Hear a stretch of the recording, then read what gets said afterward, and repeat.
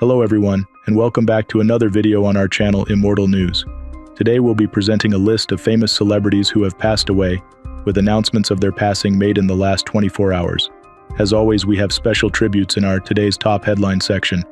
Before we proceed, we kindly ask for your support by giving this video a thumbs up. Let's begin. Thank you. Number 10. Evans, an esteemed American actress renowned for her compelling portrayal of Velma Davis in the iconic 1967 film Bonnie and Clyde, has left a memorable mark on the world of cinema and theater. Born in Bluefield, West Virginia, Evans's acting career was distinguished by her versatile performances across over 25 feature films and television projects. Evans's journey into the spotlight began on the Broadway stage, where she showcased her talent in the dark at the top of the stairs at the Music Box Theater in 1957. Her early television appearances included memorable roles in the 1961 Twilight Zone episode, 100 Yards Over the Rim, and the Alfred Hitchcock Presents episode, The Big Score. Her work in the Alfred Hitchcock Hour further cemented her reputation as a gifted actress, capable of bringing complex characters to life. Off-screen, Evans was also known for her deep personal life, particularly her marriage to director John Frankenheimer in 1963. The couple's partnership lasted until Frankenheimer's death in 2002, and throughout their time together, they shared a life rich in artistic collaboration and mutual support. Evans also appeared in an uncredited role in her husband's 1966 film Grand Prix, highlighting their professional intertwining. Evans's legacy in film and television is marked by her profound ability to capture the nuances of her characters, earning her a place in the hearts of audiences and a respected position among her peers. Her contributions to the arts were characterized by a distinctive presence that brought depth and authenticity to every role she undertook. Tributes to Evans.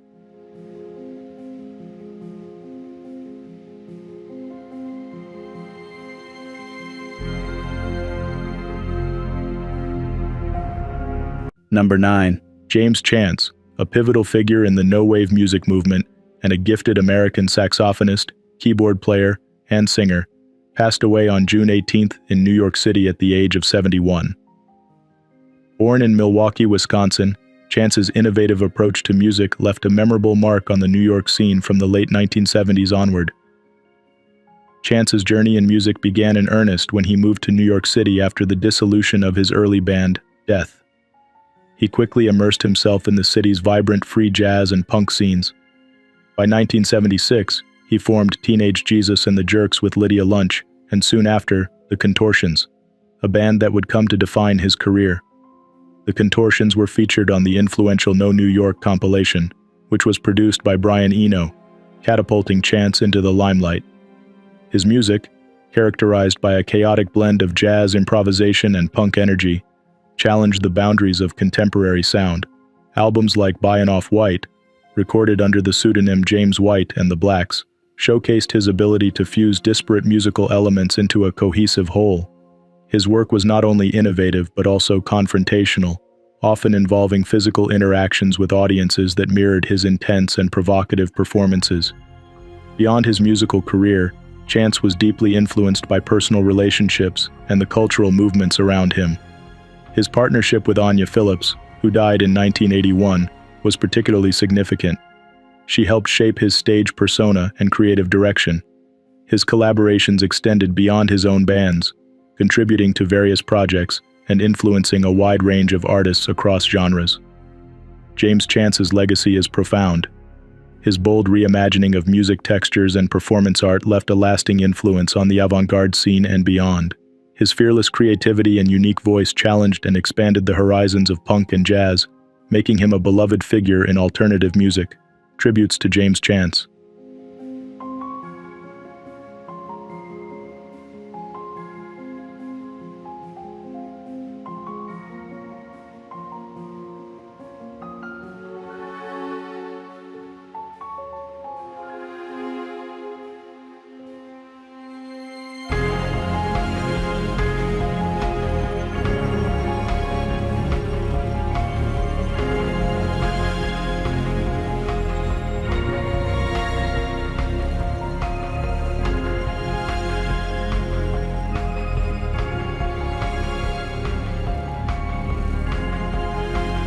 Number 8. Kazuko Shiraishi, a vanguard of modern Japanese beat poetry and an iconic performance poet, passed away at the age of 93 due to heart failure on June 14th. Born in Vancouver, Canada, Shiraishi moved to Japan during her childhood, where she later blossomed into a poetic force, challenging the conventions of traditional Japanese literature. A graduate of Waseda University in Tokyo, Shiraishi's literary journey began in her early 20s with the publication of The Town That Rains Eggs, a surrealistic reflection on Japan's wartime devastation. This work marked her as a significant voice in contemporary poetry, noted for her dynamic public readings often accompanied by jazz, echoing her admiration for artists like Joan Moreau, Salvador Dali, and John Coltrane. Described by American poet Kenneth Rexroth as the Allen Ginsberg of Japan, Shiraishi's style was far from the reserved norms expected of Japanese women of her time. Her poetry, vivid, often bizarre, and erotically charged, broke away from the structured disciplines of haiku and tanka, embracing a freer, more expressive form. Her works, including My Floating Mother City and Seasons of Sacred Lust, have been translated into numerous languages, making her a global symbol of cultural fusion and artistic innovation. Shiraishi's influence extended beyond her poetry. She was a skilled translator, notably translating works by Ginsberg, and her participation in the International Writing Program at the University of Iowa in 1973 further honed her craft and expanded her international outlook. Tributes to Kazuko Shiraishi recognize her as a bridge between Eastern and Western literary traditions, disproving Rudyard Kipling's assertion that East is East and West is West and never the twain shall meet. In her work, they not only met but intertwined deeply and harmoniously. She leaves behind a legacy that continues to inspire and challenge the literary world. Shiraishi is survived by her husband, Nobuhiko Hishinuma, and a daughter. A private funeral has been held, with a memorial service planned to honor her remarkable life and contributions. Tributes to Kazuko Shiraishi.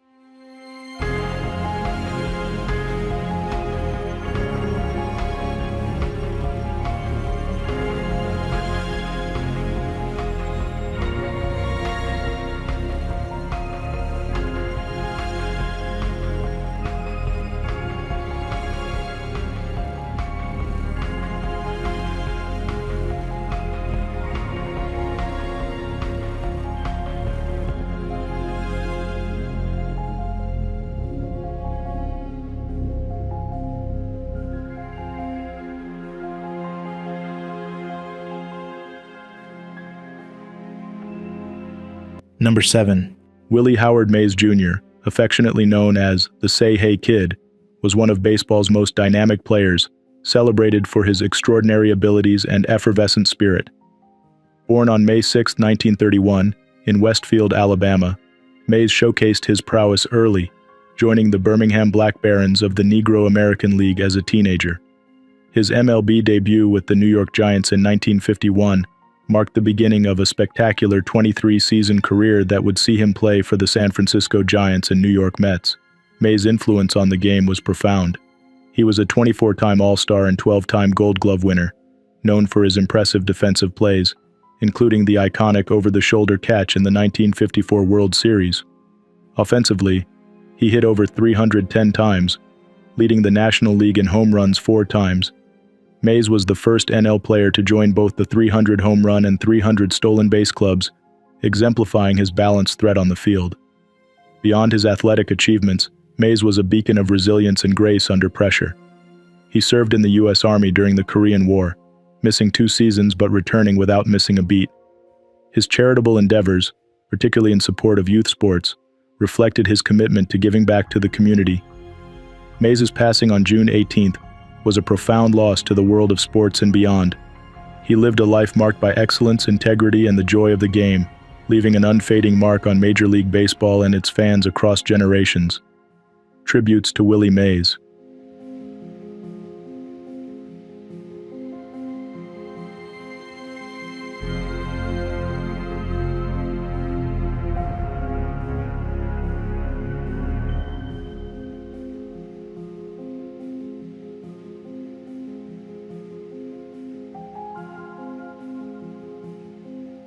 Number 6. Anthia Silbert, a trailblazing American film producer and costume designer, was celebrated for her significant contributions to the modern era of American cinema. Born Anthia Giannakouros on October 6, 1939 in Brooklyn, New York, she grew up in a close-knit Greek family that fostered her early artistic talents. From a young age, Anthia learned to sew from her grandmother, a skill that would later define her career. Anthia's journey in the film industry began after her studies in art at Barnard College. She first made her mark as a costume designer, earning Academy Award nominations for her meticulous work in Chinatown and Julia. Her visionary approach to costume design not only defined character and period, but also set new standards for the craft. Transitioning to film production, Anthia took on roles that would leverage her exceptional managerial skills, serving as a vice president at Warner Brothers and later at United Artists. Here, she was particularly valued for her adept conflict resolution skills, often bridging gaps between filmmakers and studios. Her partnership with actress Goldie Hawn marked a significant phase in her career, leading to the creation of the Hawn-Silbert Movie Company. Together, they produced memorable films such as Private Benjamin, Protocol, and Something to Talk About. Anthia's production work extended into television, where she produced the acclaimed film Truman, earning her an Emmy. Outside her professional achievements, Anthia was known for her philanthropy, focusing on education and the arts. She was a mentor to many aspiring artists and filmmakers, dedicating her time to nurturing the next generation of talent. Anthia Silbert passed away on June 18th under tragic circumstances. Her legacy in film and design continues to influence and inspire. Tributes to Anthia Silbert.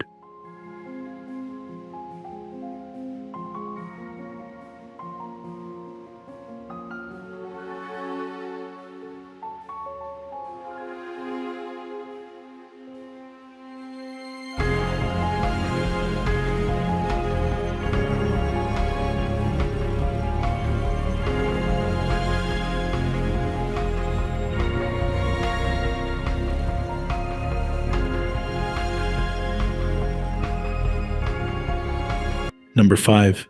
Ivana Pino Arellano, celebrated as La Rancherita de Chanco, was a cherished country singer from Chanco, Mala Region, Chile. Born on June 14th, she blossomed into a prominent figure in traditional Mexican music, admired for her expansive vocal range and compelling stage presence.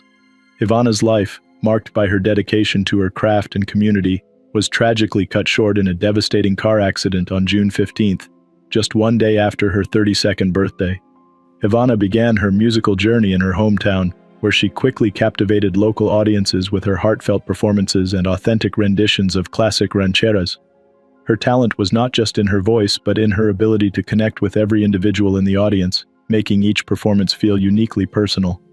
Ivana became a symbol of cultural pride, her music resonating with fans across and beyond her community. Aside from her musical career, Ivana was a devoted mother to 4 children. Her role as a parent was deeply intertwined with her public persona, often reflecting themes of love, resilience, and familial bonds in her music. Her commitment to her family was paralleled by her generosity within her community, where she was known for her readiness to lend support and uplift those around her. The municipality of Chanco, alongside countless fans and supporters, mourns the loss of Ivana Pino Arellano, remembering her as an unforgettable figure whose charisma and spirit left a memorable mark on their lives. In her brief but impactful 32 years, Ivana enriched the cultural tapestry of her community with melodies that will echo through the hearts of many for generations to come. Tributes to Ivana Pino Arellano.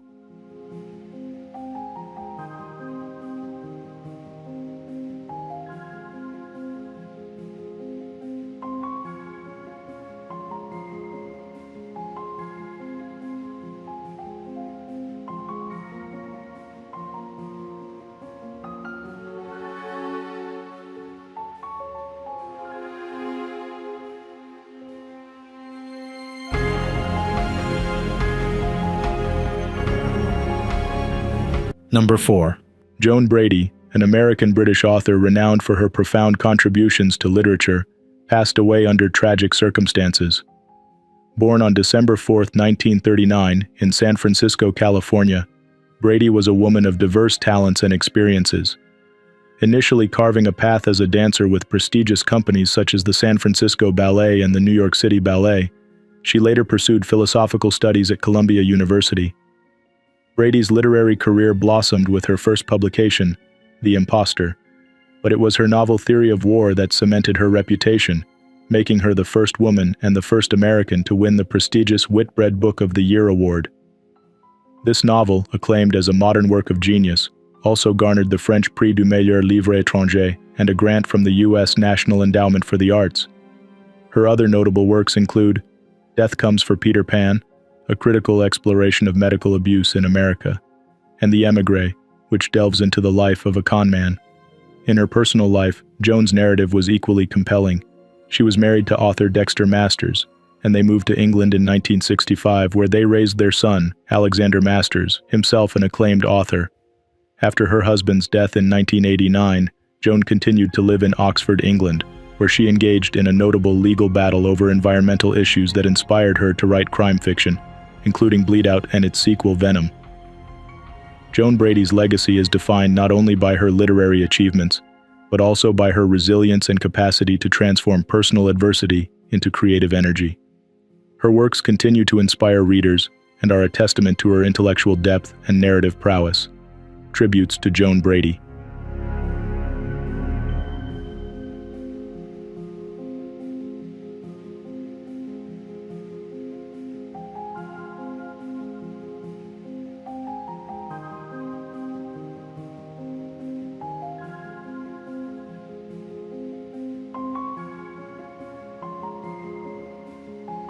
Number 3.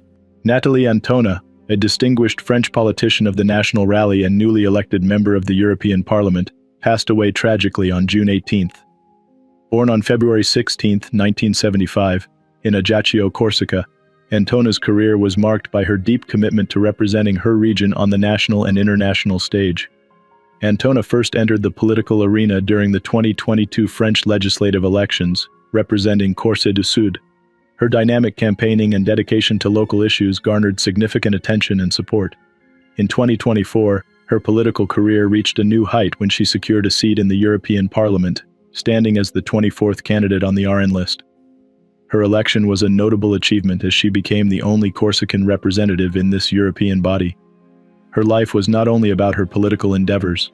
She was deeply involved in her community and committed to various social causes that aimed to improve the lives of her constituents.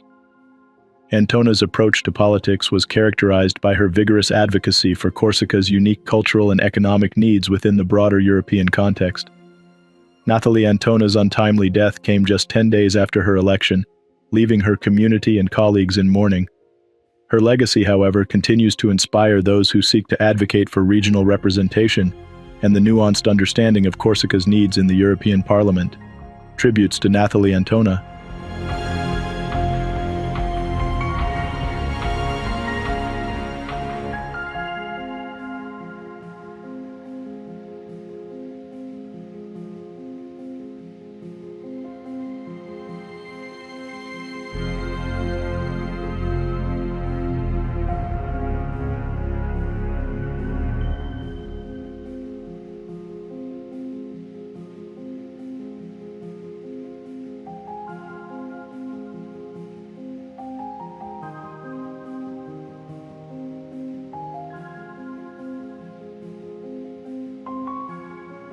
Number 2. Paul Spencer, known by his stage name Dario G., a luminary in the dance music scene, passed away at the age of 53 due to complications from stage 4 rectal cancer. Born in Crewe, Spencer became synonymous with the infectious rhythms and sun-drenched melodies that defined the 1990s dance music era. Spencer first burst onto the music scene as part of the trio Dario G., named after Dario Gradi, the then manager of Crewe Alexandra Football Club. The group achieved significant acclaim with their debut single, Sunchime, which captured the hearts of listeners worldwide, climbing to number 2 on the UK singles chart in 1997. This iconic track, known for its uplifting spirit and vibrant energy, was only narrowly outpaced by Elton John's Candle in the Wind. In 1998, Dario G released Carnaval de Paris, a track celebrating the 1998 World Cup in France, which also enjoyed tremendous success. As the trio disbanded, Spencer continued to use Dario G as his solo stage name, continuing to influence the dance music landscape with his distinctive sound and creative prowess. Beyond his musical talent, Spencer was known for his positive spirit and resilience in the face of his illness, often sharing his journey and encouraging his followers to prioritize their health. His candidness and advocacy for cancer awareness marked him as not only a musical icon, but also a source of inspiration and support for many facing similar battles. Tributes from fellow musicians and fans have poured in, highlighting his impact both as an artist and a person. Fats and Small and Mista Jam, among others, have expressed their deep sorrow and admiration, underscoring his legacy in the music industry and beyond. Tributes to Paul Spencer.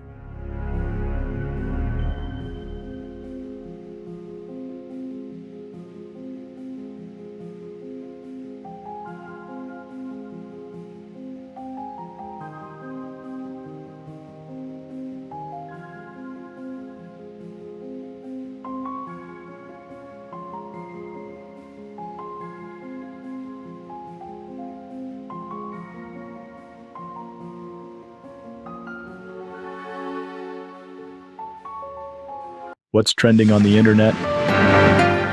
News 1. Rob Lowe has faced many challenges in his life, including a long battle with alcohol addiction. Lowe stopped drinking in 1990, largely thanks to the support of his wife, Cheryl Burkhoff. The couple married in 1991 and share 2 sons, Matthew and Johnny. "She was worth changing my life for," Lowe told Entertainment Tonight in May 2021. "Maybe I could have done it on my own, but it's a big maybe. When I met her, I knew that if I couldn't make it with her, I couldn't make it with anyone." In May 2023, Lowe celebrated 33 years of sobriety, sharing an inspirational message with fans. 33 years ago today, I found recovery and a tribe that has sustained me on my incredible, grateful journey.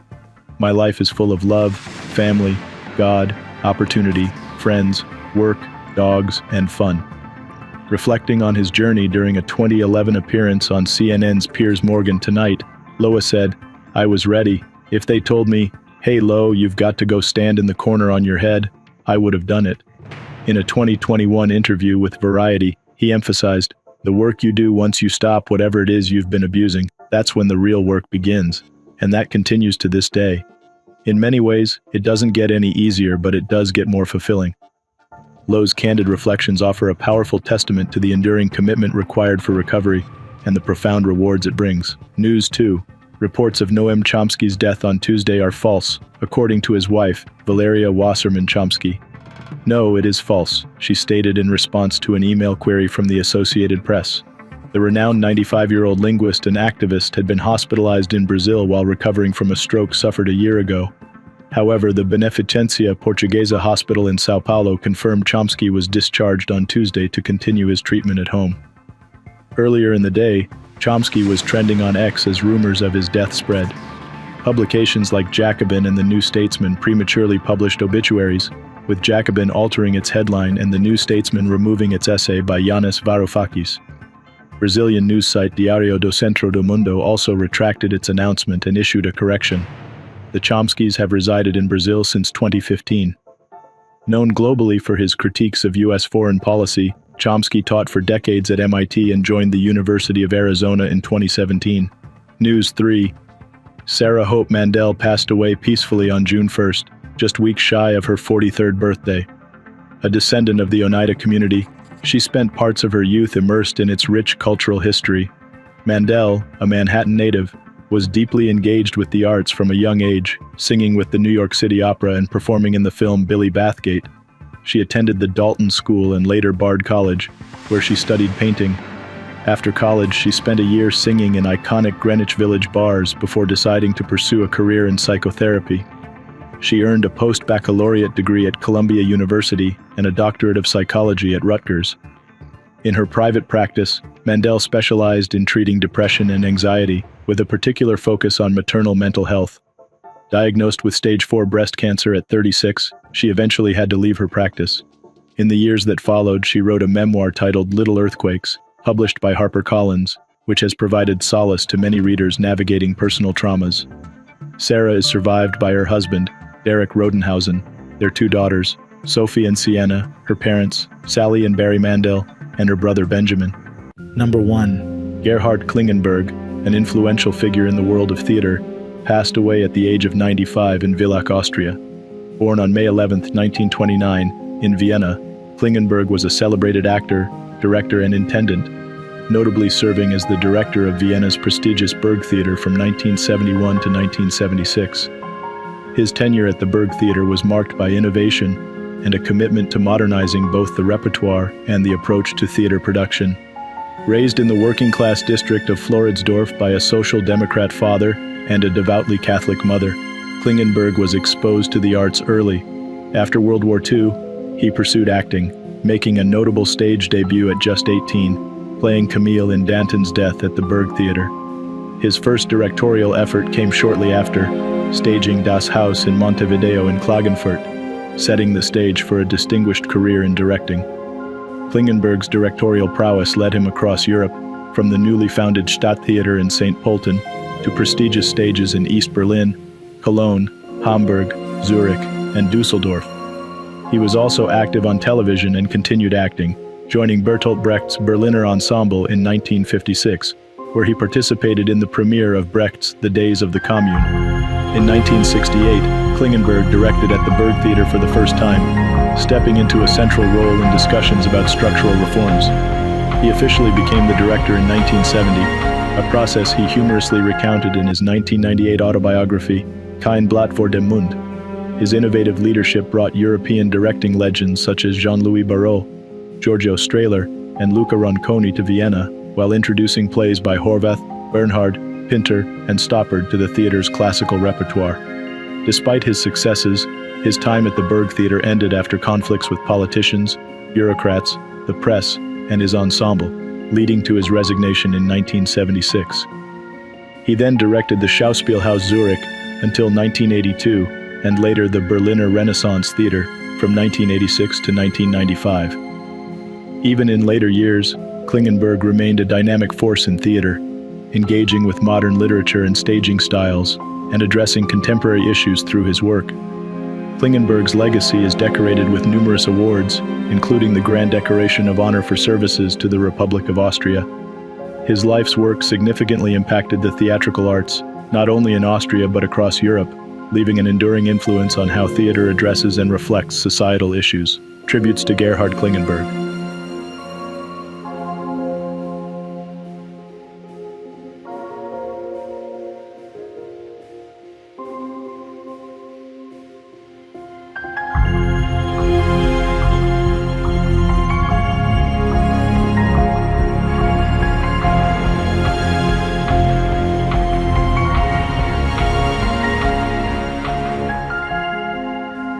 Julian Forsyth, an esteemed actor renowned for his compelling performances in major UK stage productions such as Wicked,